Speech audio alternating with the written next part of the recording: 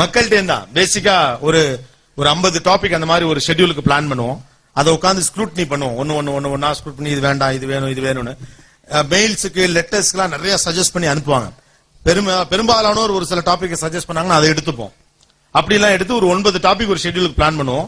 9 ஒவ்வொரு மாதிரி வச்சுப்போம். ஒன்னு சமூகம் சார்ந்தது, ஒன்று குடும்பம் சார்ந்தது, ஒன்று இளைஞர் சார்ந்ததுன்னு. ஆனா நீயானாக்கான தலைப்புகளை தேடுவது ரொம்ப சிரமமான விஷயம் தான். இப்போ ஒரு எபிசோட் பண்ணிருக்கோம் கதை. இதை டிபேட் பண்ண முடியுமான்னு இருக்குல்ல, எனக்குமே அப்படித்தான் இருந்துச்சு. அப்புறமா ரிசர்ச் பண்ண பிறகு பண்றதுக்கான ஒரு ஸ்பேஸ் இருந்துச்சு. ரொம்ப அருமையான ஒரு எபிசோட் இருந்துச்சு. கதை படிக்கிறது, கதை படிக்காம இருக்குது, இதெல்லாம் ஒரு டாபிக் ஆடா. உங்களுக்கு அளவே இல்லையா? அளவு இருந்துச்சு அதுக்குள்ள. உலகத்திலேயே மிகச்சிறிய கதை இந்தியாவில் தான் இருக்குன்னு இஸ்லாமகிருஷ்ணன் அழகா ஒன்று சொன்னார். உலகினுடைய மிகச்சிறிய கதை இந்தியாவில் இருக்கான். ஒரு ஊர்ல ஒரு நரி, அதோட கதை சரி. கதை என்பதனுடைய வாழ்க்கையாக இருக்கு அப்படிங்கிறதுக்காக அதை பண்ணும். அப்படியே எடுக்கப்பட்ட முயற்சிகள் தான் தலைப்பு. It's team work. நீயானாங்கிறது ஒரு தனி மனித முயற்சி எல்லாம் கிடையாது. அது தனி மனிதனாக எனக்கு சில அங்கீகாரம் கிடைக்கிறது. It's great team work. தென் இந்திய அரசியல்வாதிகள் வாழ்க. வேற இல்ல நீங்க சொன்ன வாழ்க வேற, நான் சொன்ன வாழ்க அவங்களுக்கு என்னன்னு தெரியும்.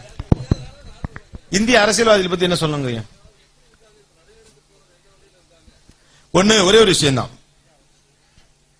நம்ம ஊர்ல மழை பெய்யல அப்படின்னா ஒரு காவடி எடுப்போம், ரைட்டா? ஏன்? கடவுள்கிட்ட நீங்க அந்த மாதிரி பூஜை எல்லாமே பார்த்திருக்கீங்களா? இந்திய கலாச்சாரத்தை கவனிச்சீங்கன்னா தெரியும். மழை பெய்யல, வறுமை தாண்டவம் ஆடுது, அல்லது விளைநிலங்கள் பொய்த்து போயிடுச்சுன்னா நம்ம ஊர்ல நடத்தப்படுகிற எல்லா பூஜையும் பார்த்திருக்கீங்களா? கவனிச்சிருக்கீங்களா யாராவது? காவடி சிறப்பு பூஜை எல்லாம் நடக்கும். எல்லாமே ஆக்ரோஷமானதா இருக்கும். நம்மகிட்ட அமைதியான பூஜைகளும் இருக்கு, பார்த்திருக்கீங்கல்ல? ஆனா மழை பெய்யலைன்னா, வெள்ளாம பொய்த்து போச்சுன்னா, வெளிநிலம் விழுந்து போச்சுன்னா, நாம தெய்வத்துக்காக எடுக்கக்கூடிய அந்த பூஜை எப்படிப்பட்டதாக இருக்கும்? ஆக்ரோஷமானதாக இருக்கும். அப்படி மக்கள் ஆக்ரோஷமான பூஜைகள் நடத்தினால் எப்படி இருக்க வேண்டும் என்பது அரசியல்வாதிகளுக்கே தெரியும். நீங்க அரசியல்வாதிகள் எல்லாமே பண்ணணும், ஆனா நான் ஒண்ணுமே பண்ண மாட்டேன் அப்படின்னு இருந்தா நடக்காது. நான் ஓட்டு எல்லாம் போட மாட்டேன், அன்னைக்கு டிவி பார்ப்பேன், நான் விட்டு போன சீரியல் எனக்கு தொடர்ந்து பார்க்கணும், நீ நான் ரீடெலிகாஸ்ட் பண்றாங்க அப்படின்னு நீங்க போய் உட்கார்ந்துகிட்டா நீங்க எனக்கு என்ன கவலைனா, அரசியல் என்பது எது? இதுதானே அரசியல்.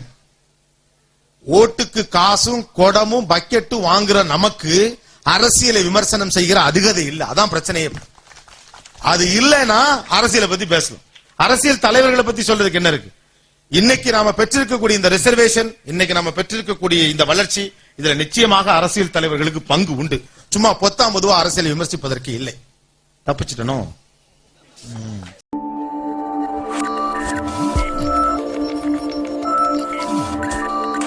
That the question mark puts here, that the question mark puts here. Respect each other mutually. Understand each other mutually. அவனை அவனாகவே அங்கீகரிக்க முயற்சி செய்யுங்கள். ஒரு பெண் போன்று நளினமாக அவன் இருந்தால் நல்லவன் என்று ஒரு பெண் ஒரு ஆணை பத்தி முடிவெடுக்க முடியாது. ஒரு பெண் போல ஒரு ஆணால் நளினமாக இருக்கவே முடியாது. ஒரு ஆண் போல் ஒரு பெண்ணால் கரடு முரடாக இருக்கவே முடியாது.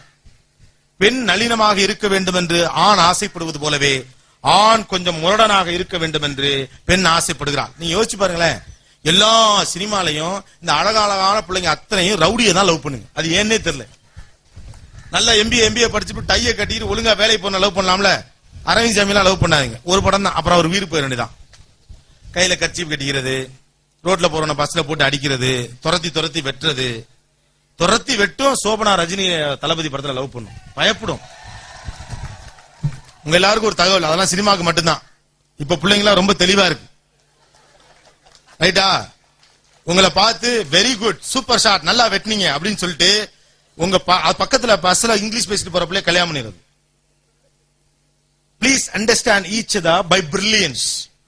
ஒரு பெண்ணை அறிவாக அங்கீகரிக்கிற மனோநிலை ஆணுக்கு வேண்டும். ஒரு பெண்ணை ஒரு சதையாகவே பார்க்கிற மனோநிலை ஆண்கிட்ட இருக்கு. அவள் எனக்கு கீழே அப்படிங்கிற ஒரு மனோநிலை. அவளை அறிவாக அங்கீகரிக்க நாம் தயாரில்லை. அவள் கோல போட்டியிலே கலந்து கொள்ளுகிற போது, அடே அப்பா என் பொண்டாட்டி சூப்பரா கோலம் போட்டுன்னு சொல்றோம். கத்திரிக்காய் கூட்டு வச்சா ரொம்ப நல்லா சமைக்க என் பொண்டாட்டி அப்படின்னு சொல்றோம். பட்டுப்புடவை கட்டிட்டு வந்தா அப்படியே மகாலட்சுமி மாதிரி இருப்பா அப்படின்னு சொல்றோம். எல்லாம் சொல்றோமா? இந்தியன் எக்கானமி பத்தி உங்களோட ஒரு வார்த்தை நல்லா பேசட்டுமே, ஓவரா பேசுறான்னு சொல்லிடுறோம். ஏன்? ஒரு பெண்ணை அறிவாக இருக்கிற மனோநிலை நமக்கு இல்லை. பெண்ணை ஒரு ஆண் அறிவாக இருக்க வேண்டும். ஆணினுடைய கோழைத்தனங்களையும் முட்டாள்தனங்களையும் ஒரு பெண் ஏற்றுக்கொள்ள வேண்டும். அது ரொம்ப முக்கியம். men should be perfect பெண்கள் நினைக்கிறாங்க, அது தப்பு. men should be perfect. வீட்டு ஆம்பளை நீ சரியா இருக்கணும் அப்படின்னு. ஒரு ஆண் எப்போதும் சரியாக இருக்க மாட்டான். ஒரு ஆணை வழி நடத்துவதுதான் பெண்ணினுடைய ஆயுதம். அதனாலதான் பெண் women is powerful. why women is powerful? இந்த காட்டாற்று வெள்ளத்தை கரை போட்டு தடுக்கிற சாவியும் சக்தியும் பெண்ணிடம் தான் இருக்கு. சம்பாதிக்கிற பணத்தை பொண்டாட்டிட்ட கொடுத்துட்டு பூட்டையும் சாவியும் பொண்டாட்டிட்ட கொடுத்துட்டு கைதியை கட்டிட்டு நடுகால ஒரு ஆம்பளை டிவி பாக்குறான்னா அவன் வீக்குன்னு அவனுக்கே தெரியும். அதனாலதான் பாக்குறான். அவன் தான் வீக்குன்னு தெரியும்ல. அப்புறம் நான் உன்ன மாதிரியே வரேன் பாரு, எதுக்குன்னு. பெண் பெண்ணாக ஜெயிப்பது ரொம்ப அழகு, ஆண் ஆணாக ஜெயிப்பது ரொம்ப அழகு. ரெண்டு பேரும் தானாக ஜெயிப்பது தேசத்திற்கு அழகு. இதுல போட்டியே கிடையாது. ஆணும் பெண்ணும் சமம் என்பது அறிவு சமம். பெண்ணை மதிக்கிற ஒரு சமூகம் தான் நாகரிகமான சமூகம். பெண்ணை போற்றுகிற ஒரு சமூகம் தான் நாகரிகமான சமூகம். பெண்ணுடைய அறிவை கொண்டாடுகிற சமூகம் தான் ஒரு நாகரிகமான சமூகம். அதனாலதான் விமன் எஜுகேஷன்ங்கிறத இந்தியா அன்னிலிருந்து கொண்டாடு. ஒரு பெண் படித்தவளாக இருந்தால் அவளுடைய சமுதாயமும் அவளுடைய தலைமுறையும் வளரும் என்று அதனால்தான் நம்புகிறது. அவளை அறிவாக ஏற்பதற்கு ஆணுடைய அதிகார மனது இடறுகிறது. அவள் மத்தது எல்லாம் ஓகே, பரதநாட்டியம் பேசினா ஓகே, உங்களுக்கு பஞ்சாயத்து ராஜ் சிஸ்டம் பற்றி பேசினா ஏன் தேவையில்லாதெல்லாம் பேசுற, நீ சீரியல் பாரு. ஆண் அழகியல் பேச வேண்டும், பெண் அரசியல் பேச வேண்டும், தப்பில்லை. அவரவரின் நல்லது கெட்டதுகளோடு நிறை குறைகளோடு ஆணை பெண்ணும் பெண்ணை ஆணும் அணுகுவதுதான் அழகு. வேற என்ன கேள்வி மிச்சம்? நாகரிகத்தை பத்தியா? எனக்கு பிளைட் பாத்தீங்கன்னா 8 மணி 7 மணிக்குள்ள நான் போயிட்டா நாகரிகம். பிரச்சனை அதுதான். நாகரிகம் நாகரிகம் அப்படிங்கறத நம்ம ரெண்டு மாதிரி புரிஞ்சுக்கிறோம். மாடர்னைசேஷன், சிவிலைசேஷன் ரெண்டு இருக்கு. What is modernisation, what is civilisation? உங்கள் கலாச்சாரத்தினுடைய தன்மையோடு புதுமைப்படுத்தப்படுகிற எதுவும் நாகரிகம். கலாச்சாரத்தினுடைய அதான் சிவிலைசேஷன். உங்கள் நாகரிகம் என்பது உங்கள் கலாச்சாரத்தினுடைய அடையாளங்களோடு புதுமைப்படுத்தப்பட வேண்டும். It has to be updated in the lines of your own culture. அதுதான் சிவிலைசேஷன். வேறு ஒரு மனிதனிடமிருந்து வெறுமனே காப்பி அடிப்பது மாடர்னைசேஷன். அது இல்ல. உலகத்தின் அழகான மாடர்னைசேஷன் அப்படிங்கிறதோ அல்லது சிவிலைசேஷன் இந்தியா தான். கவர்ச்சியான உடை அணிகிறார்கள் உலகம் முழுக்க, அப்படிலாம் கிடையாது. உலகத்திலே கவர்ச்சியானது ரெண்டே ட்ரெஸ் தான், ஒன்னு வேட்டி இன்னொன்னு சேலை. எதெல்லாம் தெரியக்கூடாதோ அதெல்லாம் தெரியும். நம்ம எப்போ கட்டியாச்சு, அதெல்லாம் யோசிச்சிருக்கோமா? எந்த பட்டனும் இல்லாம எந்த ஊக்கும் இல்லாம உலகத்திலே ஒரே ஒரு ட்ரெஸ் தாங்க போட முடியும், வேட்டியும் சட்டையும். இது எல்லாத்துக்கும் பட்டன் வேணும். திங்க் பண்ணி பாருங்க எவ்வளவு பெரிய ஆர்டிஸ்டிக் கல்ச்சர் நம்மகிட்ட இருந்திருக்கு. அதனாலதான் வெளிநாட்டுல இருந்து பொம்பளைங்க இறங்கின உடனே போயிட்டு ஒரு சேலையை வாங்கி வெளிநாட்டு பிள்ளைங்க எல்லாம் கட்டிக்கும். பட் இப்ப பொம்பளை ஆளுகள்லாம் எல்லாருமே இந்த ஊக்கு வச்சு பட்டன் வச்சு பாக்கெட்லாம் இருக்குங்க சேலையில. அன்னைக்கு ஒரு கடையில போய் பாக்குறேன். இப்ப எனக்கு திருமணம் ஆயிட்டதுனால இந்த மாதிரி கடைக்குல நான் போறேன், பாக்கெட் வச்சிருக்காங்க, என்னென்னமோ இருக்கு. சோ என்னை பொறுத்தவரை நாகரிகம் என்று நான் நம்புவது என்னுடைய அடிப்படையை விட்டு கொடுக்காத புதுமைப்படுத்தலுக்கு பெயர் நாகரிகம். 2 more questions. Hello sir. மனிதநேயம் sir. Hello hello hello. G Lingeswaran from triple department. சொல்லுங்க சார். 60 ஆண்டுகளுக்கு முன்னால் போடப்பட்ட இந்திய அரசியல் சட்டம் இப்போது இருக்கிற சூழ்நிலைகளுக்கு சரியா? இல்லை. இதுக்கு யோசிச்சு போய் சொல்ல நினைச்சோ? இல்ல, இல்லதான். ஆனா அதை மாத்தணும் நீங்களே யாரும் சொல்ல. மாற்ற வேண்டிய தேவை இப்ப இல்லைன்னு நினைக்கிறாங்க, அவ்வளவுதான். மாற்ற வேண்டிய தேவை இப்போது இல்லை அப்படின்னு நினைக்கிறாங்க. மாற்ற வேண்டிய தேவை இருப்பதாக ஒரு கன்சென்சஸ் இளைஞர்கள் அல்லது படித்தவர்கள் முன்வைக்கப்படுகிற போது தேசம் கேட்கும். நீங்க சொல்றது ரொம்ப வேலிட் பாயிண்ட். ஆனா இது மாதிரியான கேள்விகள் கல்லூரிகளுக்குள் எழுந்திருக்கிறதா நான் சந்தோஷப்படுறேன். சினிமாவை தாண்டி appreciate. I would like to appreciate that. அந்த யங்ஸ்டர்ஸ்க்குள்ள அதெல்லாம் வரணும். தேசம் பற்றி ஒரு பார்வை வரணும். சொல்லுங்க. மைக் ஒர்க் பண்ணாலும் பரவாயில்ல, சொல்லுங்க. இன்றைக்கு நம்ம நாட்டுல வறுமை, வன்முறை, லஞ்சம் தலைவிரிச்சு ஆடுது. இளைஞர்கள் முன்னேறதுக்கு ஒவ்வொரு அரசாங்க வேலைகளுக்கு போறதுக்கு மிகப்பெரிய தடையா இருக்குது. இதை ஒழிக்கிறதுக்கு என்ன வழி? முதல் விஷயம், இந்தியாவில் வறுமை, இன்னொன்னு வறுமை, வன்முறை, லஞ்சம், இது மூணும் தலைவிரிச்சு ஆடல. முதல்ல அதை நம்ம ஒத்துக்கணும். இது நமக்கு சொல்றதுக்கு சோக்கா இருக்கிறதுக்காகவே சொல்லிட்டு இருக்கோம். இந்தியா உலகினுடைய அமைதியான நாடுகளில் ஒன்று. இரண்டாவது, அரசாங்க வேலை. அரசாங்கத்துடைய வேலை வேலை கொடுப்பது அல்ல. முதல்ல நம்ம அந்த இதுக்கு வரணும். நம்ம சர்வீஸ் செக்டர்ல பழகிட்டதுனால இந்தியாவில் இப்போது வேலை இல்லைன்னு சொல்றது ஒரு பொய். இந்தியாவில் உட்கார்ந்த இடத்துல இருந்து கட்டவர்ல நோண்டா தண்ணி வரும், நாங்க வெள்ளாம பண்ணுவோம், காவிரி ஆத்தங்கரையில உட்கார்ந்து இருக்க முடியாது. எல்லாரும் தேடித்தான் பயணிச்சு ஆகணும். போட்டிகள் நிறைந்த ஒரு கார்ப்பரேட் உலகத்துக்குள்ள வேலை வாய்ப்பை உறுதி செய்வது முழுக்க முழுக்க அரசாங்கத்தினுடைய பணி அல்ல. அதனால அரசாங்கம் மட்டுமே எல்லாத்தையும் செய்யணும் எதிர்பார்த்து கொண்டிருக்கக்கூடிய அளவு நம்ம பலவீனமா இல்லைன்னு நான் நினைக்கிறேன். மற்றபடி ஊழல் லஞ்சம் நோ கமெண்ட்ஸ். வேற என்ன சொல்ல sir? Sir K Ramesh, second year triple E sir. சொல்லுங்க சார். இது என்னோட பர்சனல் கொஸ்டின் சார். சார் நான் வந்து உங்களோட தீவிர ஃபேன் சார் நானு. சார் நீ என்ன ப்ரோக்ராம்ல எப்படி சார் டைட்டில் செலக்ட் பண்றீங்க? இப்படிதான் மக்கள்கிட்ட இருந்தா பேசிக்கா ஒரு 50 டாபிக் அந்த மாதிரி ஒரு ஷெட்யூலுக்கு பிளான் பண்ணுவோம். அதை உட்காந்து ஸ்க்ரூட்னி பண்ணுவோம். ஒன்னா ஸ்க்ரூட் பண்ணி இது வேண்டாம் இது வேணும் இது வேணும்னு மெயில்ஸுக்கு லெட்டர்ஸ்க்குலாம் நிறைய சஜஸ்ட் பண்ணி அனுப்புவாங்க. பெரும்பாலானோர் ஒரு சில டாபிக் சஜஸ்ட் பண்ணாங்கன்னா அதை எடுத்துப்போம். அப்படிலாம் எடுத்து ஒரு 9 டாபிக் ஒரு ஷெட்யூலுக்கு பிளான் பண்ணுவோம்.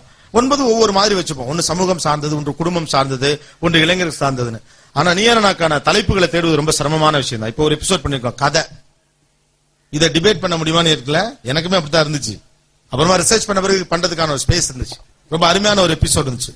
கதை படிக்கிறது, கதை படிக்காம இருக்குது, இதெல்லாம் ஒரு டாபிக் ஆடா உங்களுக்கு அளவே இல்லையா? அளவு இருந்துச்சு அதுக்குள்ள. உலகத்திலேயே மிகச்சிறிய கதை இந்தியாவில் தான் இருக்குன்னு எஸ் ராமகிருஷ்ணன் அதுல அழகா ஒன்று சொன்னார். உலகினுடைய மிகச்சிறிய கதை இந்தியாவில் இருக்கான். ஒரு ஊர்ல ஒரு நரி, அதோட கதை சரி. கதை என்பதனுடைய வாழ்க்கையாக இருக்கு அப்படிங்கிறதுக்காக அதை பண்ணோம். அப்படியே எடுக்கப்பட்ட முயற்சிகள் தான் தலைப்பு. It's team work. நீயானாங்கிறது ஒரு தனி மனித முயற்சி எல்லாம் கிடையாது. அது தனி மனிதனாக எனக்கு சில அங்கீகாரம் கிடைக்கிறது. It's great team work. Then sir hello.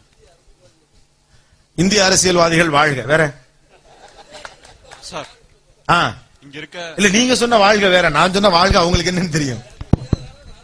இந்திய அரசியல்வாதிகள் பத்தி என்ன சொல்லுங்க? ஒண்ணு ஒரே ஒரு விஷயம் தான். நம்ம ஊர்ல மழை பெய்யல அப்படின்னா ஒரு காவடி எடுப்போம், ரைட்டா? ஏன்? கடவுள்கிட்ட நீங்க அந்த மாதிரி பூஜை எல்லாமே பார்த்திருக்கீங்களா? இந்திய கலாச்சாரத்தை கவனிச்சீங்கன்னா தெரியும். மழை பெய்யல, வறுமை தாண்டவம் ஆடுது, அல்லது விளைநிலங்கள் பொய்த்து போயிடுச்சுன்னா நம்ம ஊர்ல நடத்தப்படுகிற எல்லா பூஜையும் பார்த்திருக்கீங்களா? கவனிச்சிருக்கீங்களா யாராவது? காவடி சிறப்பு பூஜை எல்லாம் நடக்கும். எல்லாமே ஆக்ரோஷமானதா இருக்கும். நம்மகிட்ட அமைதியான பூஜைகளும் இருக்கு, பார்த்திருக்கீங்கல்ல? ஆனா மழை பெய்யலைன்னா, வெள்ளாம பொய்த்து போச்சுன்னா, வெளிநிலம் விழுந்து போச்சுன்னா, நாம தெய்வத்துக்காக எடுக்கக்கூடிய அந்த பூஜை எப்படிப்பட்டதாக இருக்கும்? ஆக்ரோஷமானதாக இருக்கும். அப்படி மக்கள் ஆக்ரோஷமான பூஜைகள் நடத்தினால் எப்படி இருக்க வேண்டும் என்பது அரசியல்வாதிகளுக்கே தெரியும். நீங்க அரசியல்வாதிகள் எல்லாமே பண்ணணும், ஆனா நான் ஒண்ணுமே பண்ண மாட்டேன் அப்படின்னு இருந்தா நடக்காது. நான் ஓட்டு எல்லாம் போட மாட்டேன், அன்னைக்கு டிவி பார்ப்பேன், நான் விட்டு போன சீரியல் எனக்கு தொடர்ந்து பார்க்கணும், நீ நான் ரீடெலிகாஸ்ட் பண்றாங்க அப்படின்னு நீங்க போய் உட்கார்ந்துகிட்டா நீங்க எனக்கு என்ன கவலைனா, அரசியல் என்பது எது? இதுதானே அரசியல். ஓட்டுக்கு காசும் குடமும் பக்கெட்டும் வாங்குற நமக்கு அரசியலை விமர்சனம் செய்கிற அதிகதை இல்ல. அதான் பிரச்சனையே. அது இல்லைன்னா அரசியலை பத்தி பேசலாம். அரசியல் தலைவர்களை பத்தி சொல்றதுக்கு என்ன இருக்கு? இன்னைக்கு நாம பெற்றிருக்கக்கூடிய இந்த ரிசர்வேஷன், இன்னைக்கு நாம பெற்றிருக்கக்கூடிய இந்த வளர்ச்சி, இதுல நிச்சயமாக அரசியல் தலைவர்களுக்கு பங்கு உண்டு. சும்மா பொத்தாம் பொதுவா அரசியலை விமர்சிப்பதற்கு இல்லை. தப்பிச்சிட்டனும் சார். உங்களை பத்தி ஒரு கொஸ்டின் சார். என்னது சார்? அதாவது நீங்க சாதாரண இளைஞனா இருந்தீங்க, ஒரு நிமிஷம், இப்போதான் இளைஞனா இருக்கீங்க. நீங்க வந்து இந்த அளவுக்கு சூப்பர் ஸ்டாரை பேட்டி எடுக்கிறதோ, இல்ல கலைஞரை பேட்டி எடுக்கிறதோ, ஹாங்காங் போறது, லண்டன்ல பேசுறது, இப்படிங்கிற நினைச்சு பாத்தீங்களா? இல்ல கனவா, இது நினைவா, இல்ல உங்களோட முயற்சியா, இல்ல தோல்வியா, வெற்றியா, என்னங்கிற சொல்லுங்க. இது என்னன்னு சொல்ல தெரியல, ஆனா இப்படி எல்லாம் இருக்குன்னு எனக்கு தெரியல. பட் லண்டன்ல போய் பேசுறது, இந்தியாவை ரெப்ரசென்ட் பண்ணி ஒரு கான்பரன்ஸ் அட்டெண்ட் பண்ணிடுறது சக்சஸ் ஆன எனக்கு தெரியல. முதல்ல வெற்றி ஒரு குறியீட்டின் அடிப்படையில் பார்க்க முடியாது. முதலமைச்சரை பேட்டி எடுக்கிறோம், சரி, எல்லாத்தையும் நான் ஒரு வாய்ப்பா பாக்குறேன், அவ்வளவுதான். எனக்கு கிடைச்ச வாய்ப்பை நான் சரியா பண்ணணும்னு ட்ரை பண்றேன், அவ்வளவுதான். மற்றபடி ஏதோ ஒரு இடத்துல நமக்கு இருக்கணும், முக்கியமான ஆளா வரணுங்கிற ஆசை இருந்திருக்கலாம். ஏறக்குறைய ஒரு 11 வருஷத்துக்கு முன்னால முதல் முறையாக நான் ஒரு பத்திரிகையில பேட்டி கொடுத்திருந்தேன். அது எங்க அப்பா பத்திரமா எடுத்து வச்சிருக்காரு. டிவிக்கு எல்லாம் வந்து ஏதோ சின்னதா ட்ரை பண்ணிட்டு இருந்த காலகட்டத்தில் நம்மளே மதிச்சு ஒருத்தர் பத்திரிகையில பேட்டி எடுத்திருந்தாங்க. அந்த அதுல வந்து நான் சொன்னதை டைட்டிலா போட்டிருக்காங்க, முகம் தெரியாமல் செத்து விடக் கூடாதுன்னு தான் டைட்டிலே போட்டிருக்காங்க. நான் சொல்லியிருக்கிறேன். சோ 11 வருஷத்துக்கு முன்னால ஏதோ தோணி இருக்கு செய்யணும்னு. மத்தபடி இதெல்லாம் ஒரு வாய்ப்பு தான் தம்பி. உங்களுக்கு அந்த வாய்ப்பு கிடைக்கல, எனக்கு கிடைச்சிருக்கு, அவ்வளவு. உங்களுக்கு முன்னால போயிட்டு இருக்கேன், நாளைக்கு நீங்க பின்னால வருவீங்க. It is just an opportunity. இதை ஒரு திறமை என்று நான் ஏற்றுக்கொள்ள தயாராக இல்லை. கோபிநாத்தை விட நிறைய திறமைசாலிகள் வெளியில் இருக்கிறார்கள். கோபிநாத்திற்கு வாய்ப்பு கிடைத்திருக்கிறது, நிறைய பேருக்கு வாய்ப்பு கிடைக்கல. அதான் ஒண்ணு. சார், இளைஞர்கள் அவங்க பிடிச்ச அவங்க படிப்புக்கு தகுந்த ஃபீல்டில் வேலை பார்ப்பது சரியா இல்ல அவங்களுக்கு பிடிச்ச ஃபீல்டுல வேலை பார்ப்பது சரியா? கிடைச்ச வேலையை பாக்குறது சரியா, பிடிச்ச வேலையை பாக்குறது சரியா? படிச்ச படிப்புக்கு தகுந்த வேலை பார்ப்பது சரியா இல்ல பிடிச்ச துறை சேர்ந்த வேலை? பிடிச்ச துறையை தேர்வு செய்து வேலை செய்வதுதான் சரி. அதற்கும் படிப்பை பயன்படுத்தலாங்கிறது ரொம்ப முக்கியம். நான் மேலாண்மை படித்தவன். நிறைய இடங்கள்ல நான் எம்பிஏ படிச்சிருக்கேன்னு சொல்லுவாங்க. நான் எம்பிஏ என்ன படிக்கவே இல்லை. ஆனா நிறைய பல்கலைக்கழகங்கள்ல நான் எம்பிஏ வாத்தியார்களுக்கு எல்லாம் பாடம் எடுக்கிறேன். I hate my own managerial skills.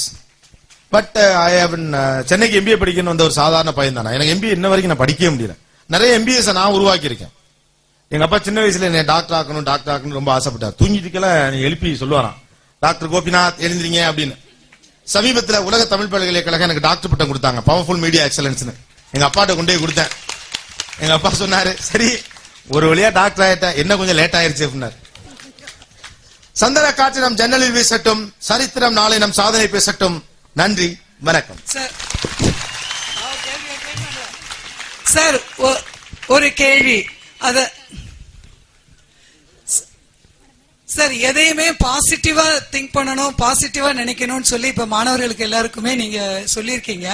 ஆனா நீங்க எழுதுற ஒரு புஸ்தகம், இந்த புத்தகத்தை படிக்காதீர்கள் அப்படின்னு கொடுத்திருக்கீங்க. ஏன் சார் அப்படி ஒரு நெகட்டிவ் டாபிக் கொடுத்தீங்க? முதல் விஷயம், பாசிட்டிவா இருங்க பாசிட்டிவா இருங்க நான் சொல்லவே இல்லை சார். பயப்படாம இருங்கன்னு தான் சொன்னேன். பாசிட்டிவா ஒரு மனுஷனால இருக்கவே முடியாது. அது இப்ப சமீப காலமா அது இந்த பாசிட்டிவ்னஸ் பத்தி ஒரு கருத்து வந்துருச்சு. எனக்கு அதுல நம்பிக்கையே கிடையாது. ஒரு மனுஷன் எப்படிங்க எப்போதும் பாசிட்டிவா இருக்க முடியும்? நல்ல சிந்தனைகள் வருவது போல கெட்ட சிந்தனைகள் வரும். ஏதாவது உனக்கு முக்கியத்துவம் கொடுக்கலாம், அவ்வளவுதான். பிளீஸ் இந்த புத்தகத்தை வாங்காதீங்க. அந்த புத்தகம் எழுதப்பட்டதனுடைய நோக்கம் அந்த புத்தகத்தில் ஒன்றும் பெரிதாக இல்லை என்ற உண்மையை சொல்லத்தான். அந்த உண்மையை நம்பிதான் அந்த புத்தகம் 1 லட்சம் காப்பி வித்திருக்கு. உலகத்திலே அழகானது உண்மை மட்டும்தான். அதை மறைச்சிட்டு பொய் சொல்ல வேண்டியது இல்லைன்னு. ஏன்னா ஒரு புக்கு ஒரு மனுஷன் லைஃப் எல்லாம் புரட்டி போட்டாதான் நான் நம்புறேன். இப்ப நான் ஒரு புத்தகம் நேர் தேய்மான எழுதி முடிச்சிருக்கேன். அந்த புத்தகத்தில் இதுதான் சொல்லியிருக்கேன். ஹரிச்சந்திர நாடகம் பார்த்து காந்தி திருந்தி விட்டார் என்று சொல்லுவார்கள்.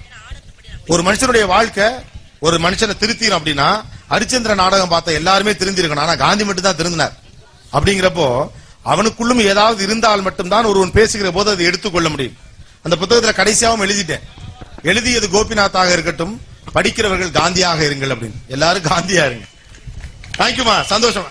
டைம் ஆயிடுச்சு, அதான் வேற ஒண்ணும் இல்ல. இங்க ஒரு 2 hours போனாதான் அந்த பிளைட் பிடிக்க முடியும் ஊருக்கு போறதுக்காண்டி. If time permits, பழனி ஆண்டவர் மனதை வைத்தால் மறுபடியும் சந்திக்க. திட்பம் என்ப தொருவன் மனத்திட்பம் மற்றைய எல்லாம் பிற முயூவ விளக்க உரை. ஒரு தொழிலின் திட்பம் என்று சொல்லப்படுவது ஒருவருடைய மனதின் திட்பமே உறுதியே ஆகும். மற்றவை எல்லாம் வேறானவை. சாலமன் பாப்பையா விளக்க உரை. ஒரு செயலை இடையில் விடாது செய்து முடிப்பதற்கான செயல் உறுதி என்பது ஒருவரின் மன உறுதியே. மற்றவை உறுதி எனப்படமாட்டா. கலைஞர் விளக்க உரை.